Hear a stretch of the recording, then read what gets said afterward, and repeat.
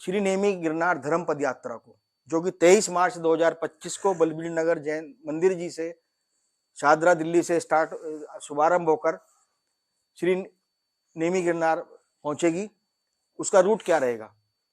29 दिसंबर को हमने एक रूट की घोषणा की थी पहले चरण की, जिसमें हमने घोषणा की थी कि हम इस यात्रा को दिल्ली से भिंड तक कैसे लेकर जाएंगे।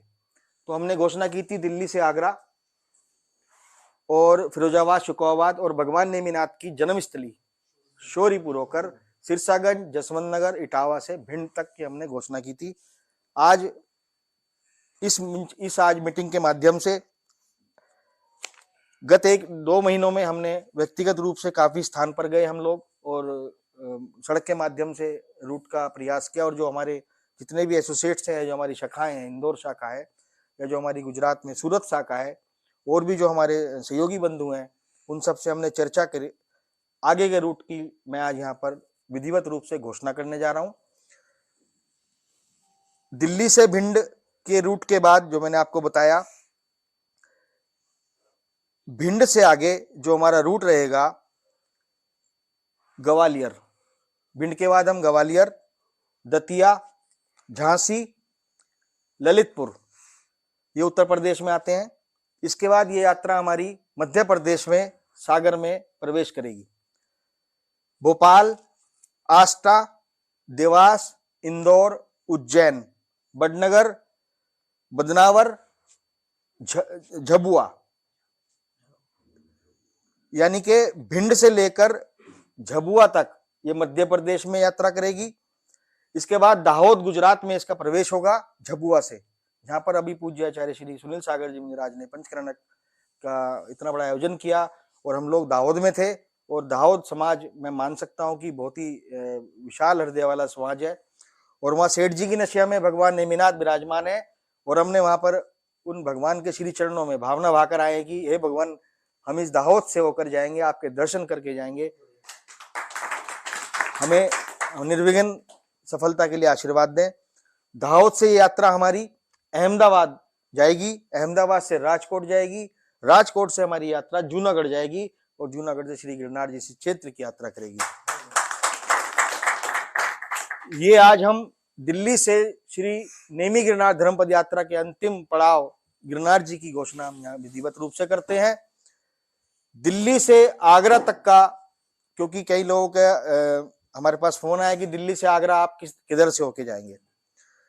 दिल्ली से आगरा हम लोगों ने जो विचार बनाया है, जो फाइनल किया है, दिल्ली से हम लोग सूर्यनगर, वसुंधरा, कविनगर, इंदिरापुरम, नोएडा सेक्टर 50, ग्रेटर नोएडा, हैवतपुर, दादरी, सिकंदराबाद, बुलंदशहर, खुर्जा, अलीगढ़, हाथरस, आगरा, इस प्रकार से हमने ये रूट आज अपने सभी सहयोगी संस्थाओं सदस्यों से मिलकर इस रूट को बनाया है।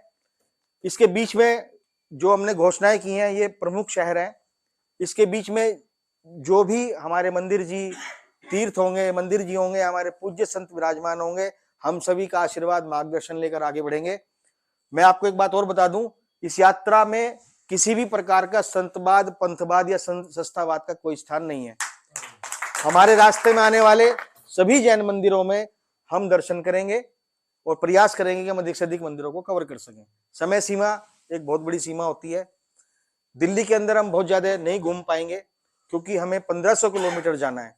2 विषय और प्रमुख आते हैं। महावीर जन्म कल्याणक, जैसे कि आपको विदित है 10 अप्रैल को भगवान महावीर का जन्म जयंती है, जन्म कल्याणक है।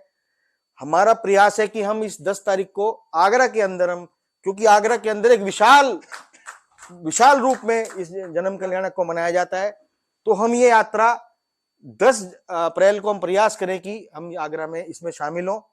इसके बाद जैसे कि आपको विदित है, इंदौर के अंदर 27 अप्रैल से 2 मई तक परम पूज्य आचार्य श्री विशुद्ध सागर जी का पट्टाचार्य पद बहुत बड़ा महामहोत्सव होने वाला है। यद्यपि एक बहुत मुश्किल टास्क है क्योंकि हमारी सीमा 15 किलोमीटर की लगभग रहेगी, तो रूट के हिसाब से तो हम 12, 13, 14 तारीख में मई में पहुंचने वाले हैं। लेकिन हम अगर किसी भी प्रकार से अपने को समय को बचाकर उस कार्यक्रम में अगर हम इंदौर में सम्मिलित हो पाए तो निश्चित रूप से एक बहुत बड़ा हमारी यात्रा को सहयोग मिलेगा।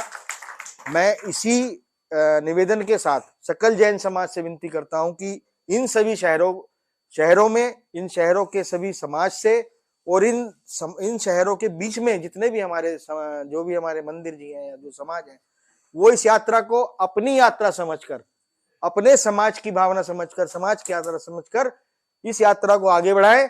ये किसी संस्था विशेष का कार्य नहीं है, ये सकल जैन समाज की यात्रा है, ये जन जन की यात्रा है। और इसके अंदर केवल जैन समाज ही नहीं, जिस प्रकार से हमें आश्वासन मिला है, जिस प्रकार से हमें इंदौर के सांसद श्री शंकर लाल वारी जी ने आश्वासन दिया है, इटावा से हमारे समाज ने आश्वासन दिया है, आगरा से हमें आश्वासन मिला है कि हम इस यात्रा में जैन समाज ही नहीं अन्यत्र समाजों को भी जोड़ेंगे। जिस प्रकार जैन समाज अन्य धर्मों के समाजों की यात्राओं में सहयोग करता है, वो सभी लोग इन यात्राओं में शामिल होंगे।